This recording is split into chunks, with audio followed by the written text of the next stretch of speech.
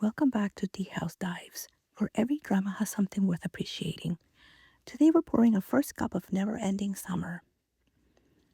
Let's look at the first two episodes and ask, what kind of story is this trying to tell? What themes are beginning to emerge? And who might connect with what this drama is offering? If you glance at the posters of Never-Ending Summer, you might expect a sweet youth romance.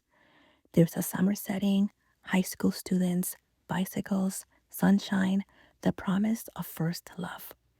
And at first glance, the drama delivers exactly that. But after spending two episodes with these characters, I don't think romance is the first thing the story wants us to notice. What stood out to me the most wasn't the chemistry between the leads, it was the weight they're carrying. Because beneath the bright colors and nostalgic atmosphere is a story filled with death, illness, abandonment, loneliness, and survival. This feels less like a story about finding love and more like a story about trying to keep your head above water long enough to receive it. One thing that immediately stood out to me is how often the female lead is forced to choose between honesty and survival. Almost every part of her life is built around a secret. She lies about her family, she lies about her age, she hides her part time jobs, she hides her financial struggles.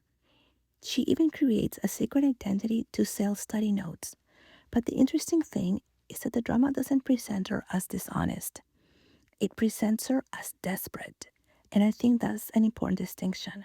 The question isn't, why is she lying? The question is, what options does she actually have? The more we learn about her circumstances, the more we understand that many of these choices come from necessity rather than selfishness. And that makes the opening scene even more interesting. Because 10 years later, the one thing that we know is that the male lead remembers the lies. Maybe this drama isn't simply asking whether love can survive. Maybe it's asking whether trust can.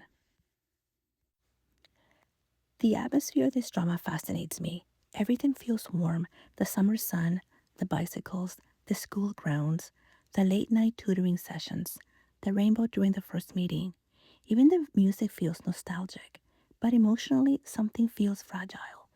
It's as though we're watching a happy memory that already knows how it ends. The drama begins in 2026. We already know heartbreak is waiting somewhere ahead. And because of that, every sweet moment feels different. Every smile, every joke, every small act of kindness. We already know these memories are going to hurt someday. And I think that gives the drama a unique emotional texture. One thing I always enjoy noticing in a drama is the way it communicates through images. And Never Ending Summer already seems to be giving us a few interesting symbols. The rainbow. The first significant meeting between the main leads happens beneath a rainbow. A rainbow is beautiful, but it's temporary. It appears unexpectedly and disappears just as quickly. I can't help but wonder if the drama is quietly telling us something about the relationship before it even begins. Something beautiful, something unforgettable, but perhaps something that cannot last forever. And then we have the goldfish. The symbol that stood out most to me was the goldfish. Zhou Wan sees them separated into plastic bags and immediately wants to save them. Why? Because she recognizes something familiar. The fish are trapped. The future is determined by someone else. They don't have freedom over where they go next. And in many ways, she is living the same reality. She's trapped by debt, by family responsibilities, by promises she never asked to carry. The fish may be one of the clearest reflections of who she is right now. Then there is the bow. A bow only functions when it's under tension, pulled tight, holding enormous pressure, always on the edge of release. And honestly, that feels like the perfect description of the female lead. Every scene feels like she's carrying more than one person should. The pressure never really leaves her.